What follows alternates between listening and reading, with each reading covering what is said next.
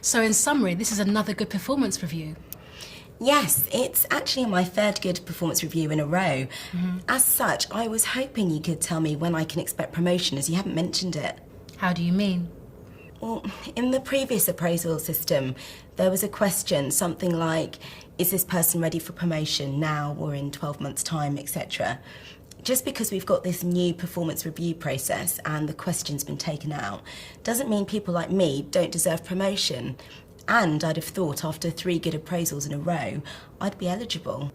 It seems as though you're assuming that the old way of doing things still applies. Doesn't it? Promotion decisions have become a lot more sophisticated than simply looking at someone's record in their current job. Are you aware of that? I do remember something from HR, but I don't really recall it. Would you like me to explain it to you? Yeah, if you think it's relevant. Okay, first of all, a vacancy has to arise. This can be because someone has left or been promoted or a new job has been created. The vacancy is then advertised within the company along with a detailed description of the job and the selection criteria. Anyone who feels they meet the criteria can apply, preferably with the backing of their manager. Suppose they want to apply without their manager knowing. In some cases that happens, but if the member of staff is successful in the first round of the selection process, their manager will be asked to provide a reference. Don't worry. HR knows that managers don't want to lose good staff, and they take more into account than just a reference. The interview process is very thorough. For some jobs, there are assessment centre tests and the use of psychometrics. But surely if you have a good track record of performance in your current job, that makes you ready for promotion. A vacancy still has to exist though. If performance in your current job is relevant, then obviously that's a huge advantage. The idea of providing details of the vacant job and of the selection criteria is so that people keen on promotion can see how closely they match the criteria and decide if it's right for them. Then the selectors have to decide how well each candidate is likely to perform in the vacant job. So you can't just recommend me for a promotion. We've got to wait for a vacancy to come along and then you've got to support my application.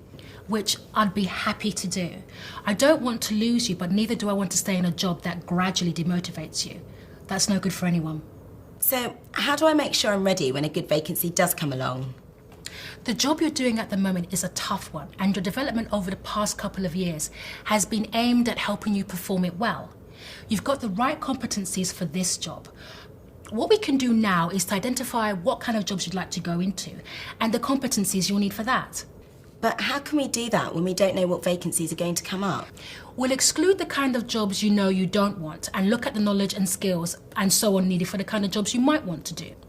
HR has categorised the jobs into families and specified the competencies necessary for successful performance in each job family. Were you aware of that? Not in that much detail. It's on the intranet. You'll probably find your current experience and performance level demonstrates you have some of the competencies already. We can identify those you need to develop and put together a development plan, so when you spot a vacancy you want to go for, you're well prepared. How does that work? Let's say you were keen to move into a more people management job. You've never had staff before, have you? No. So I suggest you get some people management material from the Learning Centre. That will help you prepare for a more detailed course. HR will help us find the right one. Also, I'm always working on multifunctional project teams, which have numerous subgroups, so I can get you to head up one of those. How does that give me people management experience? You'll be allocating tasks, agreeing deadlines, monitoring performance, leading, influencing, team building, all with people whom you have no authority. Remember, most project team members still have their day job to do. You'll get a great experience, but not in a sink or swim situation, because I'll be there to coach you. You'd make sure I'm on the right track. I'd coach you throughout the whole development process. There's no point in investing time, money and effort in your development without giving it the best possible chance of success. Just please remember that development equals learning, and learning isn't something somebody does to you. Only you can do it to yourself. And when I do spot a vacancy I'd like to go for, will you help me apply for it? Of course. Like I said, I don't want to lose you, but neither do I want to keep you longer than you find the job stimulating. That's time for me to help you move on. Thanks. That's great. No problem. It's good for me too, you know. How? Well, managers who have a reputation for developing their staff and helping them get better jobs attract the best candidates. when we have a vacancy. I never thought of it like that. It works. I got you, didn't I? Pardon? Haven't we agreed that your performance has been excellent for the last 3 years?